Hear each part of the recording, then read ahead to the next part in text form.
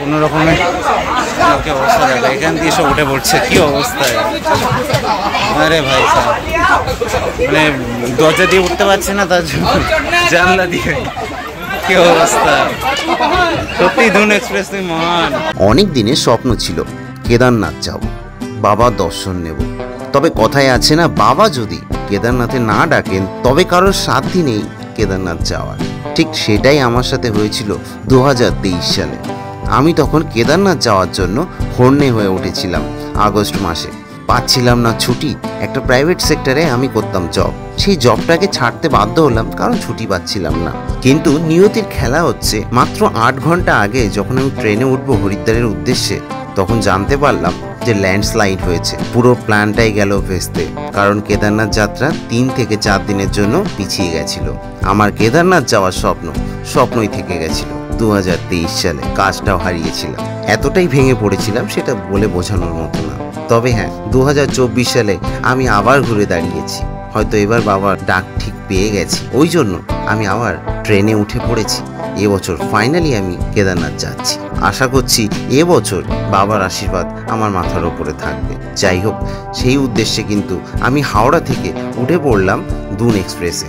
এই সেই দুন এক্সপ্রেস যেটার কিনা এক্সপিরিয়েন্স সবার কাছে খুবই বাজে। সবাই এই দুন এক্সপ্রেসে একবার উঠলে আর দ্বিতীয়বার উঠতে চায় না, কারণ এটা নাকি গরুর গাড়ি। দেখা যাক, আমি লাস্ট অবধি আপনাদেরকে সব কিছু দেখাবো এবং এর স্লিপার কোচের এক্সপিরিয়েন্স কেমন, এটা কি সত্যি সত্যি জেনারেল কামরা হয়ে যায়, সেই সব কিছু কিন্তু আপনাদের সাথে আমি শেয়ার করতে চলেছি আমার এই পুরো জার্নিটাতে। অবশ্যই আমার সাথে কিন্তু আপনারা লাস্ট অবধি জুড়ে থাকবেন আর হর হর মহাদেব বলে এগিয়ে চলবেন ভিডিওর লাস্ট অবধি, এবং পুরো সিরিজটা অবশ্যই দেখতে থাকবেন। কেদারনাথ যাত্রা কিন্তু আমি আপনাদেরকে লাস্ট অবধি দেখাবো। শুধু কেদারনাথ যাত্রা নয়, এর সাথে কিন্তু আরও অনেক কিছু থাকবে, যেমন পঞ্চকেদার, বদ্রীনাথ যাত্রা, মানাগ্রাম, অনেক কিছু থাকতে চলেছে, যদি কিনা সুস্থ থাকি আর বাবার আশীর্বাদ মাথার উপরে থাকে তাহলে। যাই হোক, এবছর কিন্তু কেদারনাথ যাত্রা করব একদম প্রথম দিনে, অর্থাৎ যেদিন বাবার ডলি নিচে থেকে ওপরে উঠবে কেদারধামে, ঠিক সেই দিনে। তার জন্য কিন্তু আমি 1 সপ্তাহ আগে পৌঁছাচ্ছি হরিদ্বারে। আজকে 4 মে আমার এখান দিয়ে যাত্রা শুরু হলো হাওড়া স্টেশন থেকে। ব্যাগপাতি সব গুছিয়ে নিয়েছি আর শীতের জামা কাপড়ও নিয়ে নিয়েছি, কারণ কেদারনাথে এখন ওয়েদার আপডেট দেখছি 1 ডিগ্রি, আর সেখানে আমাদের কলকাতাতে 44-43 চলতেই আছে। So welcome back to a new video. Har Har Mahadev. এই যে আমার পেছনে দেখতে পাচ্ছ, হাওড়া থেকে যোগনগরী ঋষিকেশ অব্দি যাওয়ার সেই দুন এক্সপ্রেস, সেই দুন এক্সপ্রেসের সামনে কিন্তু দাঁড়িয়ে রয়েছি। আজকে 4 মে 2024, আর আজকে কিন্তু এখান দিয়ে যাত্রা শুরু করতে চললাম কেদারনাথের উদ্দেশ্যে। যাব এই দুন এক্সপ্রেসে করে সোজা হরিদ্বারে। হাওড়া থেকে শুরু করে হরিদ্বার অব্দি 65তম স্টপেজ হচ্ছে হরিদ্বার, মানে 64টা ইন্টার স্টপেজ পার করে কিন্তু হরিদ্বারে গিয়ে পৌঁছাবে। আর সময় লাগবে মোটামুটি 1.5 দিনের মতো, অর্থাৎ আজকে রাত 8টা 25 ছাড়বে, আর পরের দিন কিন্তু পুরোটাই কেটে যাবে ট্রেনে। তারপরের দিন 6 মে ভোরবেলা 4:30টার সময় অফিসিয়াল টাইম, যদিও কোনোদিনও সে অফিসিয়াল টাইমে পৌঁছায় না, দেখা যাক পৌঁছায় কিনা, সে সব কিছু দেখাবো। দুন এক্সপ্রেসের অভিজ্ঞতা তোমাদের সাথে শেয়ার করবো। সব কিছু জানতে অবশ্যই জুড়ে থাকতে হবে। আর এই কেদারনাথ যাত্রা কিন্তু আমি শুরু করে দিলাম 2024 সালে। তো আমি দিব্যজ্যোতি যাবো হরিদ্বারে, আপাতত আছি হাওড়াতে, তোমরা আছো ব্যাকবেঞ্চার স্ট্রিটের ওতে। চলো ভিডিওটা শুরু করা যাক। তো কিছুদিন আগেই কিন্তু LHB কোচ করে দেওয়া হয়েছে এই পুরো দুন এক্সপ্রেসকে। আর বলে রাখি, আমি কিন্তু হাওড়া স্টেশনের বাইরে অসাধারণ এই মনোরম পরিবেশ উপভোগ করে কিন্তু একদম চলে এসেছিলাম হাওড়াতে, ঠিক 2 ঘন্টা আগে আর কি ট্রেন বোর্ড করার। তো চলো দেখি, আমার সিট আছে S7-এ, তো যাবো আমি এবার। আর লাগেজ তো এখানে ভরে ভরে পড়ে আছে। আমাদের 2জন বন্ধুও আছে, তাদের সাথে আমি একটু পরিচয় করাবো। দেখো এখানে 2জনকে দেখতে পাচ্ছ, এই হচ্ছে রনিত আর এই হচ্ছে সৌমদীপ, 2জনকে দেখতে পাচ্ছ। জয় কেদার। তো চলো এবার তাহলে আমরা ট্রেনে বোর্ড করতে চলেছি। দেখো তো এই হচ্ছে দুন এক্সপ্রেসের ভেতরের দৃশ্য দেখতে পাচ্ছ। মোটামুটি এখন তো পুরো ফাঁকা, কারণ হাওড়া থেকে জাস্ট উঠেছে। এই যে আমার ব্যাগ ফ্যাগ সব ওপরে তুলে দিয়েছি, জানি না কীভাবে ঘুমাবো। জুড়ে থেকো লাস্ট অব্দি। আপাতত আজকে গরমটা একটু কম আছে, 40 এখানে আর ওখানে 4। তো আমাদের ট্রেন কিন্তু মোটামুটি টাইম মতো ছেড়ে দিয়েছে, 1 মিনিট লেটে কিন্তু ট্রেন ছেড়ে দিয়েছে। আর এখন এই হাওড়ার যে কারশেড এরিয়া, সেখান দিয়ে কিন্তু ট্রেন পাস করছে দেখতে পাচ্ছ। তো এখন বাজে 8:40। তো চলো দেখি একটু বাথরুমের রিভিউটা একটু দিয়ে দিই তোমাদেরকে। চলো, এটা হচ্ছে ওয়েস্টার্ন, এর মধ্যে ঢুকে গেলাম। দেখো আপাতত তো এখন সব ঠিকঠাকই আছে। এই যে এখানে ফ্ল্যাশ সিস্টেম আছে, অসুবিধা নেই, দেখতে পাচ্ছ মোটামুটি। তো চলো এবার দেখি আমাদের ইন্ডিয়ান স্টাইলটা একটু দেখিয়ে দেবো তোমাদেরকে। দেখো এখন অনেক পরিষ্কার পরিচ্ছন্ন দেখতে পাচ্ছ, জানি না কতক্ষণ পরিষ্কার পরিচ্ছন্ন থাকবে। এখানেও কিন্তু ফ্ল্যাশ সিস্টেম আছে, এটা চাপ দিলেই হয়ে যাবে। এই যে ভেতরটাতে দেখতে পাচ্ছ, ব্যাপারটা হচ্ছে যে LHB কোচ হওয়ার পরে কিন্তু এই ট্রেনটা একটু মান উন্নত হয়েছে, একটু বলতে হবে। তো দেখতে দেখতে আমাদের ট্রেনের প্রথম স্টপেজ শ্রীরামপুর কিন্তু এসে পৌঁছালো। ট্রেন এখন বাজে হচ্ছে 8টা 58, অর্থাৎ টাইম নিল 26 থেকে 58, মাইনাস করে নাও কত হয়েছে, 30 মিনিট। এই হচ্ছে শ্রীরামপুর। তো আমরা এখন ডিনার ফিনার করবো। এবার দেখো সৌমদীপ কি এনেছে একটু দেখাই আমি জাস্ট। এই যে সৌমদীপের অবস্থা, পুরো সংসার ফটফট নিয়ে চলে এসছে। এই একটা ব্যাগ পুরো খাবার দাবার, আচ্ছা ওই একটা ব্যাগ খাবার দাবার, ওই একটা খাবার দাবার। দেখো এখন বাজে কিন্তু 11টা 10 আর ট্রেন এসে পৌঁছালো পানাগড়ে। এই পানাগড় স্টেশন দেখতে পাচ্ছ, পানাগড় স্টেশনে কিন্তু কাজ চলছে। আর বলে রাখি একদম ট্রেন কিন্তু এক্স্যাক্ট টাইমে আছে, 1 মিনিটও লেট নেই। দুটো কথা বলতে চাই, সেটা হচ্ছে দুন এক্সপ্রেসকে নিয়ে এতদিন একটা বেশ বাজে একটা ছিল, যেহেতু ICF ছিল।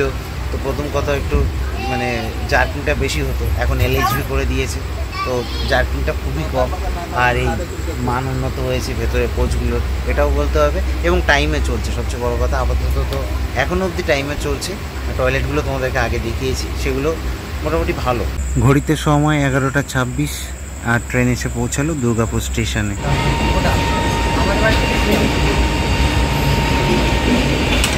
ঘড়িতে সময় 12টা 22, অর্থাৎ যদি বলি তো 5 মে হয়ে গেছে। তো আমাদের ট্রেন কিন্তু আসানসোল জংশন থেকে ছেড়ে দিল।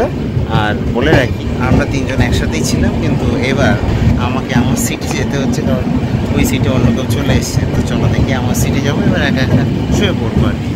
আবার সকালবেলা ভোরবেলা উঠে তোমাদের সাথে কথা হচ্ছে।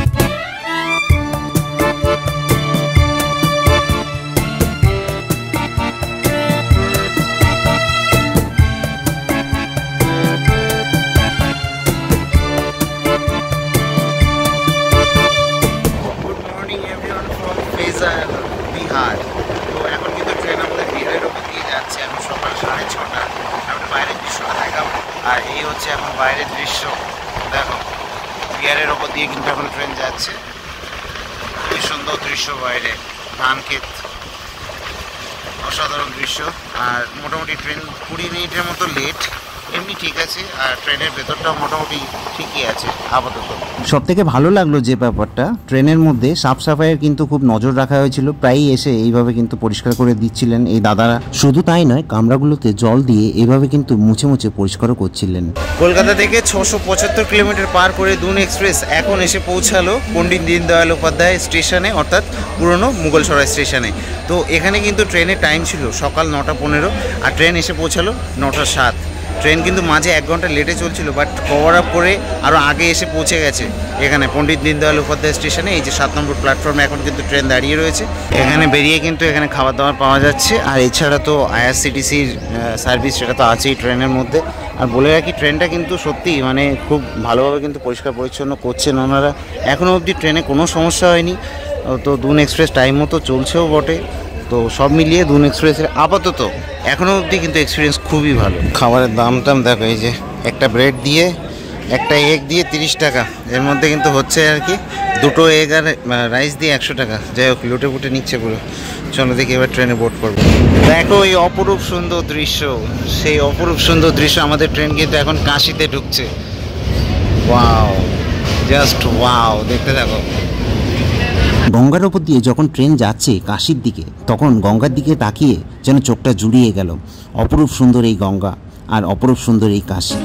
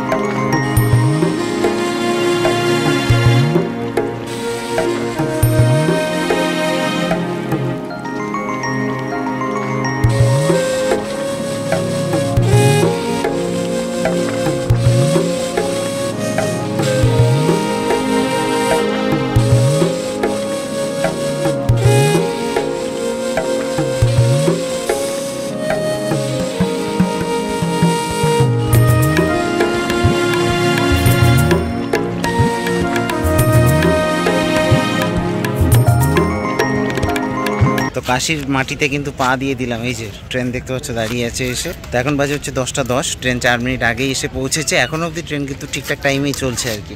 চলো দেখি বোর্ড করা যাক। হর হর মহাদেব।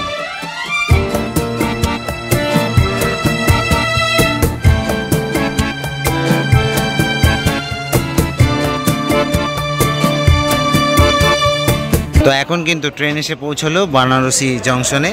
বেনারস জংশন দেখতে পাচ্ছ। এখানে কিন্তু আগেরবার এসেছিলাম যখন অযোধ্যা ধাম যাব, সেই সময় কিন্তু এসেছিলাম রাম মন্দির উদ্বোধনের সময়। এখান দিয়ে বাসে কিন্তু চলে গেছিলাম, কারণ তখন অযোধ্যা ধামে ডাইরেক্ট ট্রেন যাচ্ছিল না। কিন্তু এই ট্রেনটাও, এই দুন এক্সপ্রেসও কিন্তু অযোধ্যা ধামে যাবে। এই যে দেখতে পাচ্ছ এখন এসে দাঁড়িয়ে রয়েছে। আর এখন কিন্তু মানুষজন উঠেছেও এখান দিয়ে অনেকে। তো চলো দেখে একটু বাইরে একটু নামি এখান দিয়ে। তো এখান দিয়ে কিন্তু তোমরা কাশী বিশ্বনাথ মন্দির ঘুরতে পারো। এখান দিয়ে বাইরে কিন্তু অটো পেয়ে যাবে। তো সেখান দিয়ে কিন্তু তোমরা আশি ঘাটে যেতে পারো আর বাবা দর্শন নিতে পারো। হর হর মহাদেব। এই পুণ্যধামে নেমে জীবন ধন্য হয়ে যাবে। এবং কোনো এক সময় তো অবশ্যই আসবো। এখন আপাতত যাচ্ছি আমি কেদারনাথে। তো চলো দেখি যাওয়া যাক। আর এই হচ্ছে ট্রেন দাঁড়িয়ে রয়েছে, মোটামুটি 10 মিনিট মতো দাঁড়াবে ট্রেন আপাতত। এখনও অবধি কিন্তু টাইমে আছে। প্রবলেমটা যেটা হবে সেটা হচ্ছে বেনারসের পর থেকে কিন্তু মোটামুটি ঘন আর কি যে স্টপেজগুলো। তো সেই ক্ষেত্রে আর কি লোকালরা প্রচুর উঠবে এখানে। দেখতে পাচ্ছ ভেতরটা এখন আপাতত। আর এই হচ্ছে বেনারস জংশন। তার বাইরের অবস্থা হচ্ছে এই। চলো দেখি ভেতরে ঢোকা যাক তাহলে। বেনারস থেকে যখন ট্রেন ছাড়লো তখন ট্রেনের স্লিপার কোচগুলো এইভাবে ভরে গেছিল। ট্রেন কিন্তু এখন ঢুকছে অযোধ্যা ধাম স্টেশনে। অযোধ্যা ধাম জংশনে কিন্তু ট্রেন এখন ঢুকছে। দেখতে পাচ্ছ কার্ভ নিয়ে অসাধারণ সেই অযোধ্যা ধাম স্টেশন। রামলালার প্রাণ প্রতিষ্ঠা দিবস উপলক্ষে কিন্তু আমরা এসেছিলাম জানুয়ারি মাসে। আর এখন এই অযোধ্যার ওপর দিয়ে কিন্তু যাচ্ছি। দেখতে পাচ্ছ অযোধ্যা ধাম জংশন, সেই প্রিয় অযোধ্যা ধাম জংশন। অযোধ্যা ধাম স্টেশনে কিন্তু ট্রেন এখন প্রবেশ করে গেল মোটামুটি অনেকটাই লেটে। ট্রেন এখন টাইম হচ্ছে 3টে। তো ট্রেন কিন্তু অনেকটাই লেট, মানে 1 ঘন্টা 13 মিনিট লেটে কিন্তু প্রবেশ করলো এই অযোধ্যা ধাম জংশনে। দেখতে পাচ্ছ অসাধারণ সুন্দর এই অযোধ্যা ধাম জংশন। এই হচ্ছে 1 নম্বর প্ল্যাটফর্ম অযোধ্যা ধাম জংশন। দেখতে পাচ্ছ এটা কিন্তু এই সেই কমপ্লেক্সটা আমি তোমাদেরকে দেখিয়েছিলাম রামলালার ভিডিও করতে যখন এসেছিলাম, তখন কিন্তু দেখিয়েছিলাম সে অযোধ্যা ধাম কমপ্লেক্স। পুরো একদম মানে ভেতরটা পুরো এয়ারপোর্টের মতো সিস্টেম, সব কিছু করা অসাধারণ সুন্দর। দেখতে পাচ্ছ সেই অযোধ্যা ধাম জংশনে কিন্তু আবার 4 মাস পরে পা পড়লো আর কি। জয় শ্রীরাম। পুরো ভরে ভরে মানুষজন নামছে, প্রচুর লোক ছিল ট্রেনে। সব বলতে গেলে ট্রেন ফাঁকা হয়ে গেছে অযোধ্যা ধাম জংশনে আসার পর। ভিড় দেখো, এখনও ট্রেন এসে পৌঁছেছে বাট লোকজন নামতে পারেনি, এতটা ভিড় অযোধ্যা ধাম জংশনে। ট্রেনের হর্ন দিয়ে দিয়েছে, লোকজন এখনও নামতে পারেনি, অবস্থা খুব খারাপ আর কি। গেট জ্যাম হয়ে গেছে পুরো। দেখো ট্রেন ছেড়ে দিয়েছে, ব্যাপারটা হচ্ছে এই যে ট্রেন ছেড়ে দিয়েছে। দেখো ট্রেন ছেড়ে দিয়েছে কিন্তু এখনো মানুষজন কিন্তু বেরোতে পারেনি সবাই। কোনো রকমের লোকে অবস্থা দেখো, এখান দিয়ে সব উঠে পড়ছে। কি অবস্থায়, আরে ভাই সাহেব, মানে দরজা দিয়ে উঠতে পারছে না, তার জন্য জানলা দিয়ে। কি অবস্থা, সত্যি দুন এক্সপ্রেস তুই মহান। এগুলোই দেখা বাকি ছিল দুন এক্সপ্রেস। আর একটা কথা বলে রাখি, এখন যে টেম্পারেচার 43 ডিগ্রি কিন্তু বাইরে, মারাত্মক টেম্পারেচার, একদম ভীষণ গরম। মানে ইউপিতে যখন থেকে ঢুকেছে আর কি সকাল থেকেই টেম্পারেচার ওই 42-43-এ ঘুরে বেড়াচ্ছে। এখন হরিদ্বার যাবো, হরিদ্বার যাওয়ার পরে হয়তো একটু টেম্পারেচার হালকা একটু কমবে, দেখা যাক। বাইরে একদম পুরো পুরো লু বইছে একদম বাইরে। ট্রেন কিন্তু এখন অযোধ্যা ক্যান্ট স্টেশনে এসে পৌঁছালো। এই যে দেখতে পাচ্ছ এটা হচ্ছে আমাদের ট্রেন। আর এই পাশে একটা দাঁড়িয়ে রয়েছে, এটা কিন্তু অযোধ্যা ক্যান্ট থেকে যাবে হচ্ছে লোকমান তিলক, মুম্বাইতে যাবে এই ট্রেনটা। দেখতে পাচ্ছ তো এই অযোধ্যা ক্যান্টে মারাত্মক গরম, এখন 43 ডিগ্রি। আর স্নান করা না, এই সারাদিন ধরে ট্রেনের মধ্যে আছি মারাত্মক গরমে। চলো দিকে আবার উঠে পড়ি, কী করে স্নান করবো, উপায় নেই কোনো, 2 মিনিটের হল্ট। চলো। আর আমি গরমে বসে বসে আবল তাবল গিলেই যাচ্ছি। দেখো আবার এইসব কিনে নিলাম।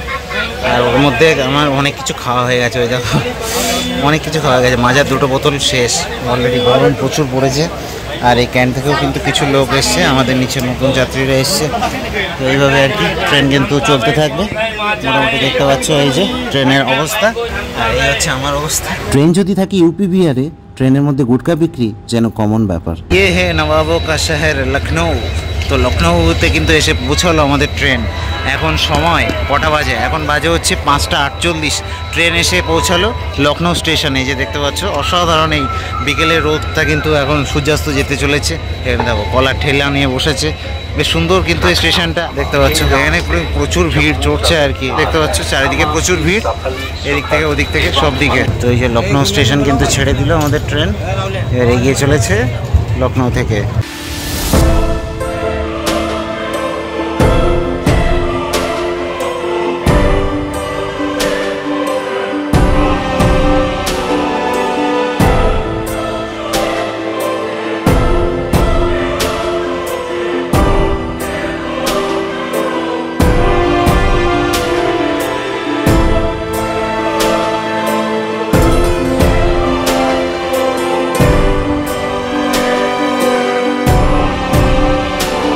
Next day. ফাইনালি কিন্তু চলে এলাম হরিদ্বারে। আর এখন এসছি আমরা 6 মে, 1 ঘন্টা লেটে ট্রেন, মোটামুটি 1 ঘন্টার একটু বেশি লেটে কিন্তু ট্রেন এসে পৌঁছালো হরিদ্বার স্টেশনে। 3 নম্বর প্ল্যাটফর্মে ঢুকে গেছে। আর একটু দেখাতে বলবো, দেখো হরিদ্বার স্টেশন মোটামুটি এখন এরকম দেখতে লাগছে সকালবেলা। ওই দিকটা অসাধারণ লাগছে কিন্তু, এখন সুন্দর, বেশ পাহাড়ি এলাকা, বেশ সুন্দর লাগছে ওই সাইডটাতে।